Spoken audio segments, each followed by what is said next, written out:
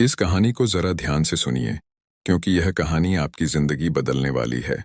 जीवन में कई बार ऐसे समय आते हैं जब हमें लगता है कि सब कुछ खत्म हो गया है, अब आगे बढ़ने का कोई रास्ता नहीं है। ऐसे समय में हार मान लेना बहुत आसान होता है, लेकिन जो लोग सफल होते हैं वे हार नहीं मानते। वे हार को एक अवसर के रूप में देखते हैं और उससे सीखने की कोशिश करते हैं। हमें अपने लक्ष्यों पर ध्यान केंद्रित करना चाहिए और उन्हें प्राप्त करने के लिए कड़ी मेहनत करनी चाहिए। यह भी याद रखना चाहिए कि सफलता रातों रात नहीं मिलती। इसके लिए धैर्य और लगन की आवश्यकता होती है। इसके लिए आपको मानसिक रूप से तैयार रहना होगा। एक बहुत पुरानी बात है। एक राजा थे जिन्हें चुनौती देना और चुनौती को पूरा करना बहुत पसंद है। वो राज्य के सभी सभासदों को कोई न कोई चुनौती देता रहता था, जिससे उसे काफी खुशी महसूस होती थी। वह अचानक ही कोई चुनौती दे देता था। यदि कोई व्यक्ति मानसिक रूप से तैयार नहीं रहता था, तो उस चुनौती को पूरा नहीं कर पाता था। राजा ने राज्य के अपने मंत्री से कहा कि क्यों न राज्य के सभी नगरवासियों में एक चुनौती कराई जाए। फिर मंत्री ने पूछा, हे राजन, पर यह चुनौती प्रतियोगिता किस प्रकार की रखी जाए? राजा ने कहा, नगर के सभी लोगों को सूचित किया जाए कि वह एक भैंस को अपने कंधे पर बिठाकर पूरे नगर का चक्कर लगाया जाए। इस पर मंत्री बोला, राजन, ये तो काफी मुश्किल होगा, क्योंकि हमारे नगर में कोई ऐसा नहीं होगा जो भैंस को अपने कंधे पर बिठाकर पूरे नगर का चक्कर लगा सके, और इस चुनौती को पार कर पाना बहुत मुश्किल हो जाएगा। इस पर राजा बोला, इसी में तो असली मजा है। सभी नगरवासियों को सूचित कर दिया गया। अब चुनौती वाले दिन सभी लोग अपने आप को साबित करने के लिए चुनौती स्थल पर पहुंच गए।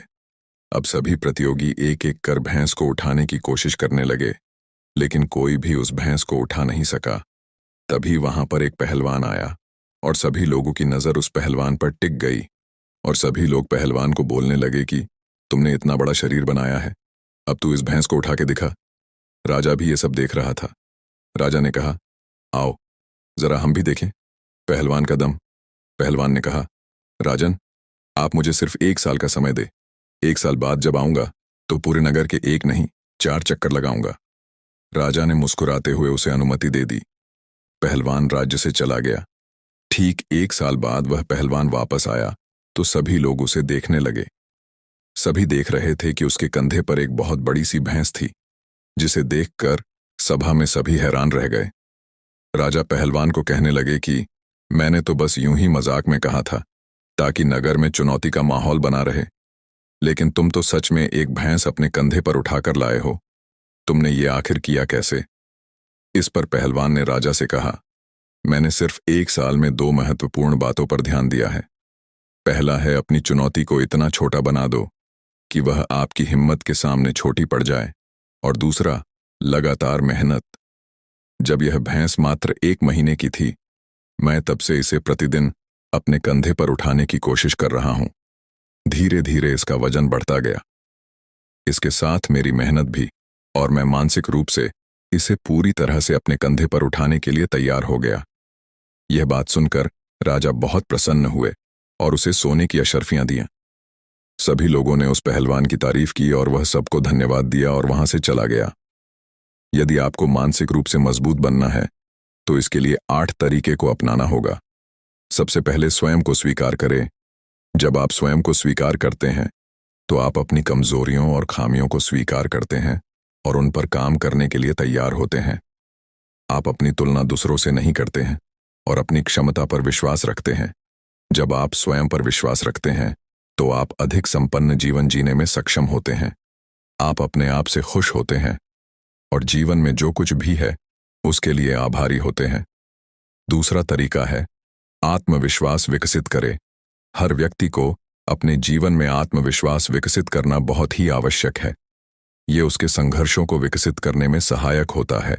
जब व्यक्ति अपने आप में विश्वास रखता है तो वह अपने लक्ष्यों की ओर आसानी से बढ़ता है और उन्हें प्राप्त करने के लिए समर्पित होकर कार्य करता है। आत्मविश्वास उसके आत्मबल को मजबूत करता है और उसे अपनी क्षमताओं और संभावनाओं का पूरा उपयोग करने की प्रेरणा प्रदान करता है।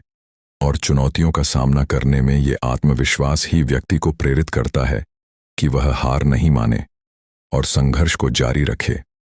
इस तरह विश्वास न केवल व्यक्ति को अपने सपनों को पूरा करने की प्रेरणा देता है, बल्कि उसे जीवन को सकारात्मक बनाने की प्रेरणा देता है और सफल बनाने के लिए उत्साहित भी करता है।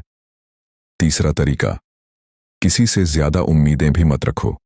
किसी से भी ज्यादा उम्मीदें रखना अक्सर हमें निराशा और दुख में डाल सकता है। अधिक उम्मीदें रखने से हमारी अपेक्षाएं अधूरी रह जाती हैं और जब वे पूरी नहीं होती तो हमें निराशा का सामना करना पड़ता है। ये हमारी मनोबल को तोड़ सकता है। सही होने की आशा में विश्वास करना अच्छा होता है, लेकिन अधिक उम्मीदों को अपने मन में बिठाना अच्छा नहीं होता है।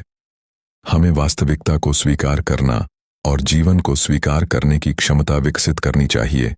जब हम किसी से भी अधिक उम्मीदें नहीं रखते हैं तो अधिक सकारात्मक और स्वास्थ्यपूर्ण जीवन जीते हैं।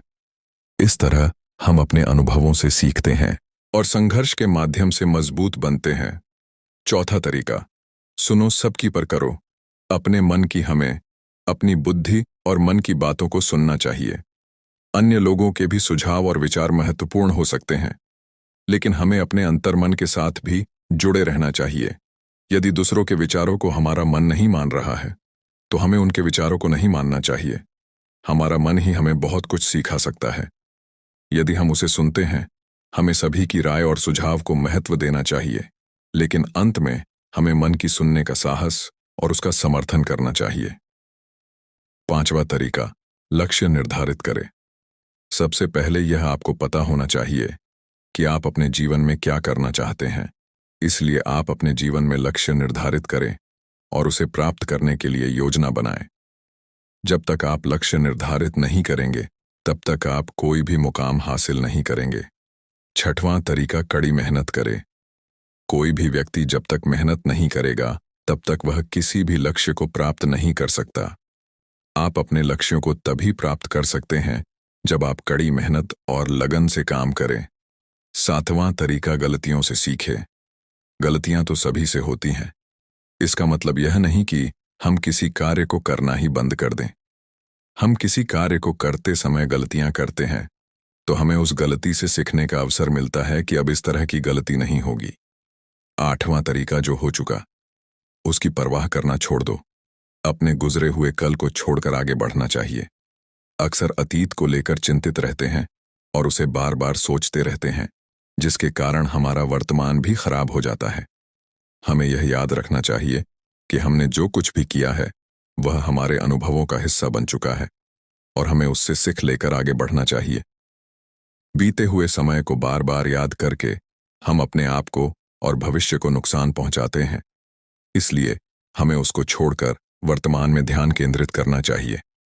मानसिक रूप से मजबूत बनना एक हमेशा चलने वाली प्रक्रिया है। इसमें समय और प्रयास लगता है, लेकिन यह आपके जीवन में सकारात्मक बदलाव ला सकता है और आपको सफलता और खुशी प्राप्त करने में आपकी मदद कर सकता है।